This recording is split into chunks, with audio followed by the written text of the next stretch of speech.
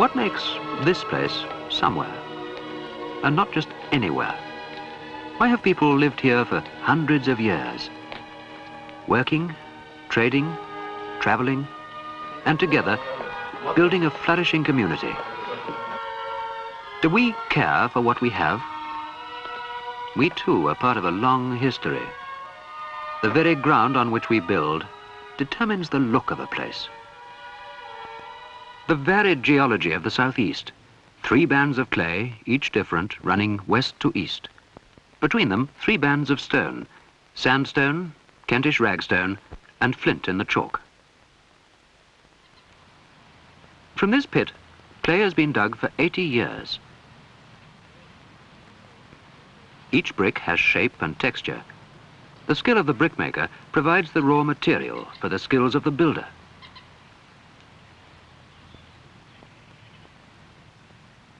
Ragstone and flint, wood shingles,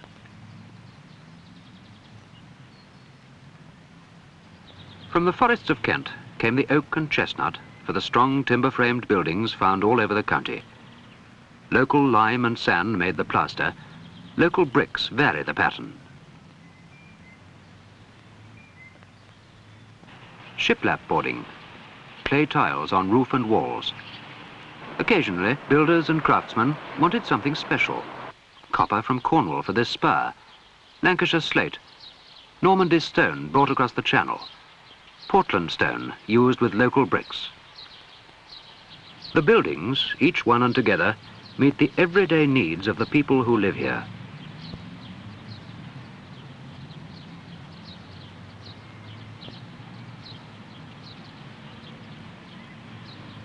A county with many materials richly mixed.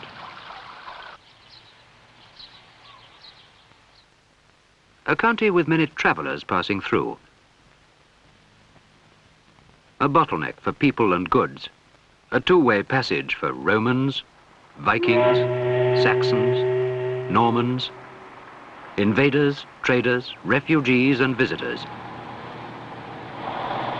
Today, prosperity for Britain.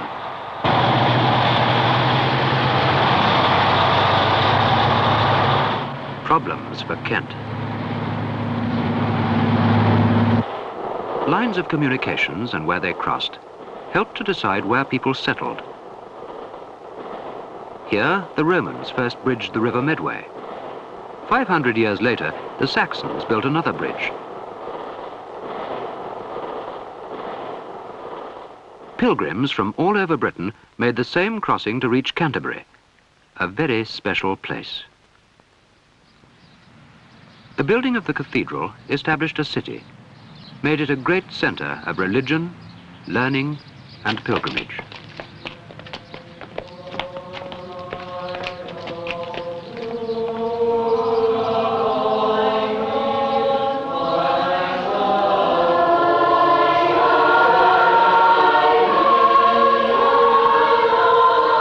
Here, the buildings and the spaces between them form a close-knit community, contrasting with the rural setting of many small towns and villages.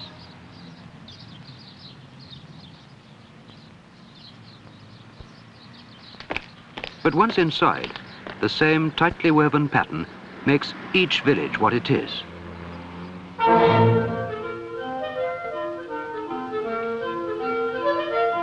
The variety of industrial buildings in the county reflects the many different jobs done through the centuries.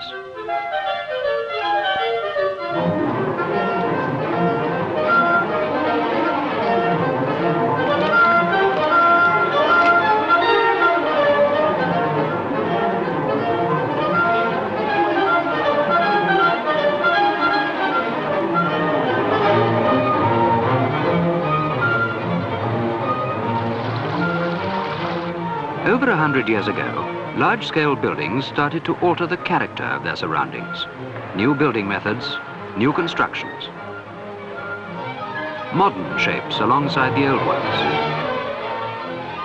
The speed of change is now so fast that we're losing much of value and character.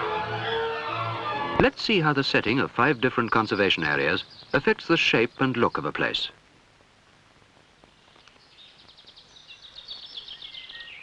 Shoreham, a village in the bottom of a valley.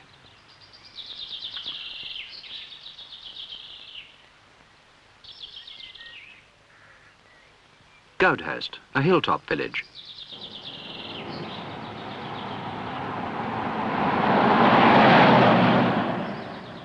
Sutton Valence, stepping down a hill.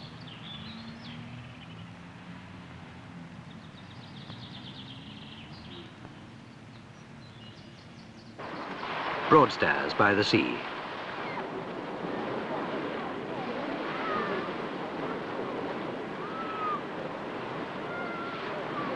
Each has its own atmosphere. And here, remote on the edge of the Isle of Grain, the peaceful village of Cliff. Just keeping the buildings isn't enough. Conservation means guarding the whole character of a place. A large town like Rochester has an overall character. Within it are many small places, each different, yet together they make Rochester.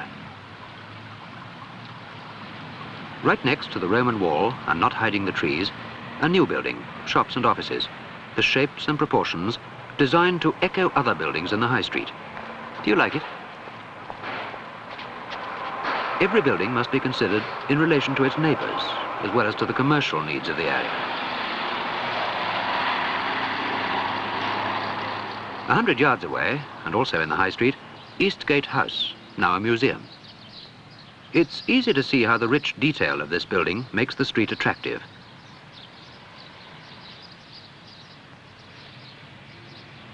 But look at other things that could so easily be lost. To preserve many of these details costs money. Who pays if the owner is not willing to do so?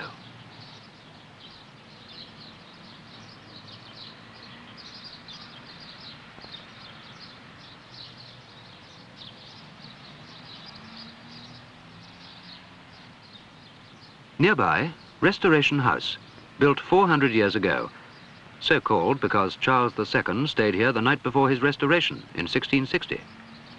Charles Dickens, who knew this house well, uses it in his book Great Expectations.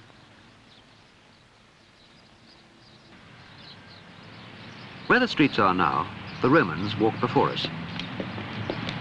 And there are still the quiet places, away from the bustle of the main thoroughfare.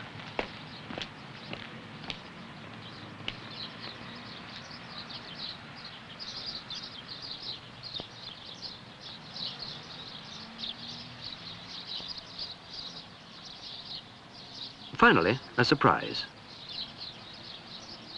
A Swiss chalet, given to Charles Dickens by an admirer. It was used by him as a writing room.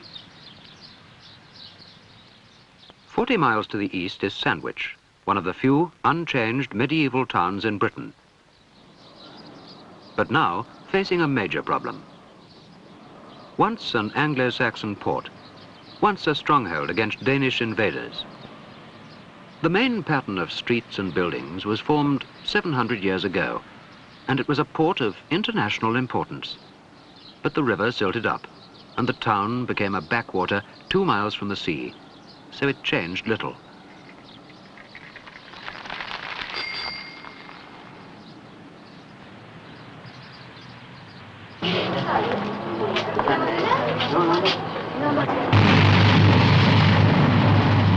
Here is today's invader.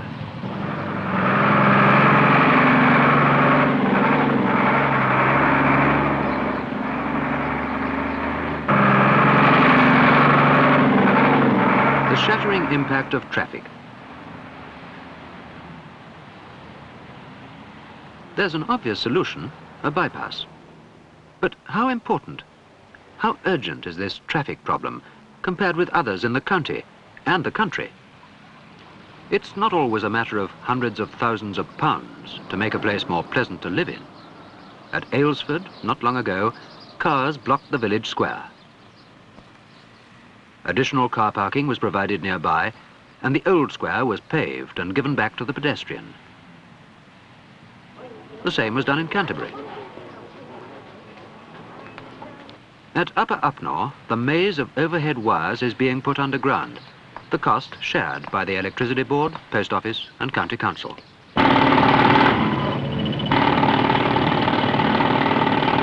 If an old building is to be kept, a new use must often be found for it. The medieval barn at Maidstone provides a wonderful home for this museum of old carriages. A village school is now a library. Dover College is again using this monastery refectory as their dining hall. Here, in Tunbridge Wells, somebody may want to put back buildings in this space. What do you think should happen here? Before you answer, let's have a look at some of the features of this famous place.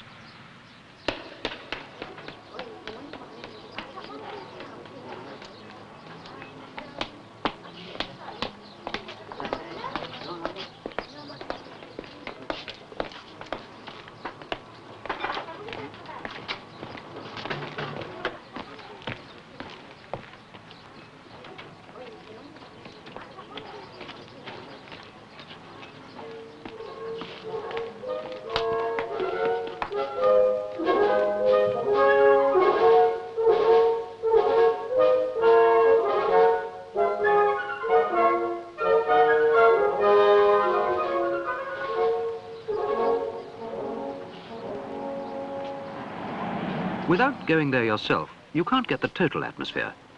But now you've seen something of it, what do you think? A dull compromise? Magnificent, maybe. But would it be right here? Would anyone be prepared to pay for it? Is this better? It must always be a matter of opinion. Or this? Though the planning authority will decide, they are influenced by public opinion. The largest restoration scheme for any single building in Kent is a Chevening. Built 300 years ago, radically altered, then generously endowed by the last Lord Stanhope, and left for use by our royal family. A tremendous task, a great achievement. The whole building refaced using local brick. The choice of bond, the pattern in which the bricks are laid, affects the look of a building. Like the masons at Canterbury, the master bricklayer, Jack Morley, didn't exactly copy what was there before. He, like many others, added something individual to the whole look of the place. But what a bloody mess when I first saw it. Actually, it was a challenge. That's what I thought.